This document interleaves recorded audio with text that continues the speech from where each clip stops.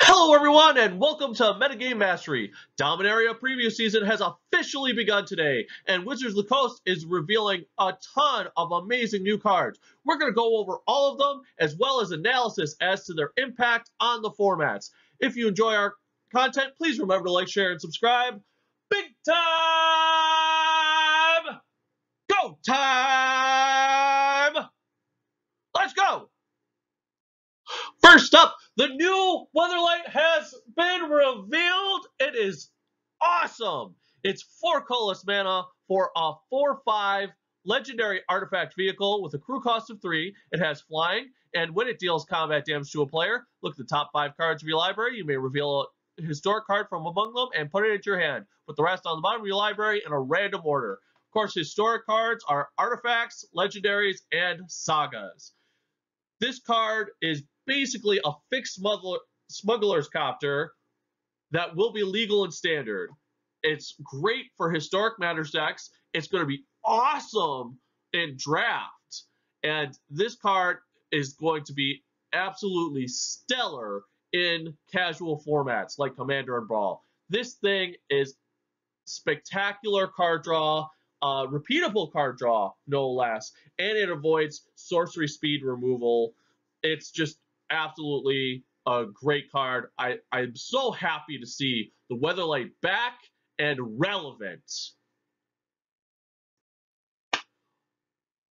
Board the Weatherlight is 2 CMC, 1 colorless, and a white for a sorcery. Look at the top 5 cards of your library. You may reveal a historic card from among them and put it into your hand. Put the rest on the bottom of your library in a random order. So this is basically the Weatherlight's triggered ability as a one-time, and that's actually really cool. It's a way for you to do some important deck thinning in your historic matters deck that you draft into. Joyro, Weatherlight Captain, is 4 CMC, 2 colorless, blue-red for a 3/3 legendary human artificer, and whenever you cast a historic spell, you may draw a card. So this is a card that you may be familiar with because we actually already posted a deck tech for her in Commander and EDH. At the time, they hadn't previewed her art, her flavor text, or her rarity, but the ability is the same, and she's just spectacular. She's super powerful to build a Cheerios deck around, and is going to be an absolute powerhouse in your Historic Matters draft archetype. Very, very good card. Rathcapuchin, Ship's Mage, is 4 CMC, 2 colorless, white and a blue for a 3/3 legendary human wizard with flash, flying, and you may cast historic spells as though they had flash. So he's basically a mini DeFerry that you get to flash into play. He's a 3/3, so he can crew the Weatherlight. And you'll find that's a recurring theme amongst the crew of the Weatherlight, is they have the ability to crew the Weatherlight themselves. And he's going to be absolutely awesome. Basically a budget Vidalcan Ori for your Historic Matters decks. Very, very good card. Everett the Cursed is 5 CMC, 3 colorless, white and a black for a 3/3 legendary vampire knight. With Death Touch, Lifelink, and other legendary creatures you control get +2/+2. Just looking at this guy, he's awesome. I mean, he fits into so many deck archetypes. He is going to fit right in with vampire archetypes that already exist because they play a ton of legendary creatures. Not just in Standard with Vona, Maverick Fane, and a few others, but in Commander especially. Commander, there's a ton of legendary vampires that you run in your vampire tribal builds. This guy's going to get along with them just fine. He also has the Knight creature type, and Knight Tribal will be a theme in draft. So he's going to fit into those decks. And on top of all that, he interacts very positively with the Weatherlight vehicle card, because not only is it a 3/3 so he can crew the Weatherlight, But on top of that, his bonus then affects the Weatherlight, making it a 6/7 flyer. Very, very powerful card. Great interactions. Really good card design. Tianna Ship's Caretaker is 5 CMC, 3 colorless, red and white for a 3/3 legendary Angel Artificer with flying and first strike. Whenever an aura or equipment you control is put into a graveyard from the battlefield, you may return that card to its owner's hand at the beginning of the next end step. What's to say about this card that we didn't cover when it was first leaked? It's awesome that they're going to have an angel on the Weatherlight just from a lore purpose, but at the same time, that card is great for your Boros builds that basically Voltron up creatures. This is a very powerful addition to that strategy. Here we have a member of the Weatherlight's crew that was technically already previewed. She's Shana, Sisei's Legacy. She's 2 CMC, green and a white for a 0/0 legendary human warrior. She can't be the target of abilities your opponents control and gets +1/+1 for each creature you control. What's to say about this card that hasn't already been said? She's going to be great interacting with cards like Huatli, Radiant Champion. She is potentially very powerful in Abzan token decks, but she doesn't have hexproof. She has sort of a half hexproof. Why is that? Well, I have a theory that it's based off of Brawl playability. You see, Brawl is a format where you can use any Planeswalker as your commander. She is effectively immune to Planeswalker abilities. That is why they've specifically designed her to have that half hexproof, is for Brawl playability.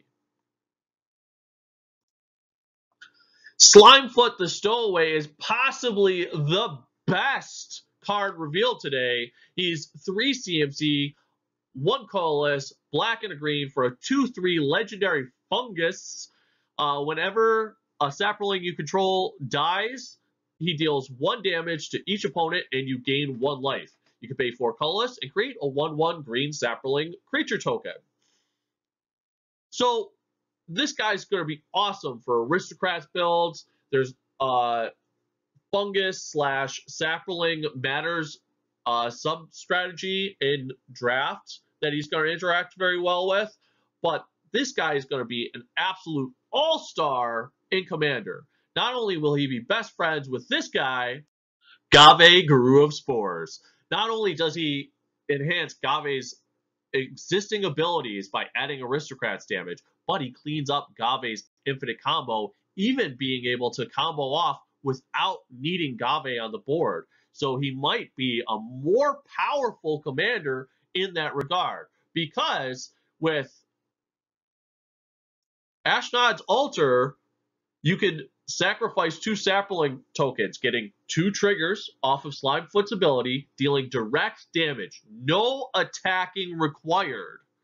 And then you get 4 colorless mana so that you can create a sapling. Well, with Parallel Lives, you create 2 saplings. And in doing so, you actually create an infinite loop where you can create 2 saplings and sacrifice 2 saplings to create 2 more saplings as many times as you want at instant speed, all the while triggering his aristocrat ability, getting you infinite life gain and doing infinite damage to your opponents. Very, very powerful stuff.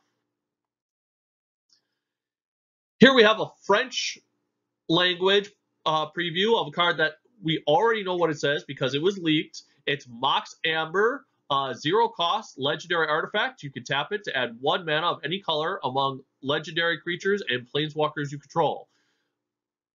Awesome card, new Mox, and gorgeous art.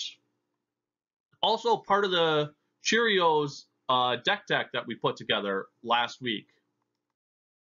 Now here we have another foreign language preview. It's DeFerry Hero of Dominaria. We know what the card says already because it was leaked previously. It's 5 CMC, 3 colorless, white and a blue for a legendary planeswalker with a starting loyalty of 4. He has a +1 ability, draw a card. At the beginning of the next end step, untap up to 2 lands. -3 ability, put target non-land permanent into its owner's library, 3rd from the top. And -8 ability, you gain an emblem with whenever you draw a card, exile target permanent and opponent controls. This guy is an absolute beast. I mean, possibly the best control build Planeswalker ever. This guy's sick. And here is the official art for Jaya Ballard. She's 5 CMC, 2 colorless, red, red, red, for a legendary Planeswalker with a starting loyalty of 5. Her +1 ability is add 3 red. Spend this mana only to cast instant or sorcery spells. She has another +1 ability, discard up to 3 cards, then draw that many cards. And her -8 ability is you get an emblem with you may cast instant and sorcery cards from your graveyard. If a card cast this way would be put into your graveyard, exile it instead. So very powerful, basically a fixed Chandra, Torch of Defiance that will survive rotation. This is a good card. Very burn centric though. It definitely leans hard into mono red burn decks, but it is so much power, being able to rummage 3 times a turn, getting that additional 3 mana ramp every single turn, and then having an emblem to get better than Threshold on all of your instant and sorcery cards for the rest of the game. I mean, this is a absolute powerhouse card. Very, very good. As a final note, there were 3 black common cards that were leaked over the weekend, and I'm just going to take a quick look at them. The first one here is Cabal Paladin. He's 4 CMC, 3 colorless, and a black for a 4/2 human knight. And whenever you cast a historic spell, he deals 2 damage to each opponent. So this guy actually has a lot of potential for Cheerio-style builds, as you just cheat out 0-cost artifacts. He has a triggered ability that turns them all into burn as well. This guy is probably going to see some play in combo decks. And then there's Cabal Evangelical. 2 CMC, 1 colorless and a black for a 2/2 human cleric. It's a bear. And then Caligo Skin Witch is 2 CMC, 1 colorless and a black for a 1/3 human wizard. Kicker cost 3 colorless and a black. When it enters the battlefield, if it was kicked, each opponent discards 2 cards. So it's basically curve filler for limited. It's kind of on curve. It's a little bit weak on damage potential, but if you're looking to stall out your opponent. And then late game, it turns into Mind Rot on a body for 6 mana. Not very good. Probably just draft chaff. But that's all for today. We're going to keep a close eye on Dominaria previews throughout the week and continue giving you updates. If you enjoy our content, please remember to like, share, and subscribe. This has been Metagame Mastery. Peace!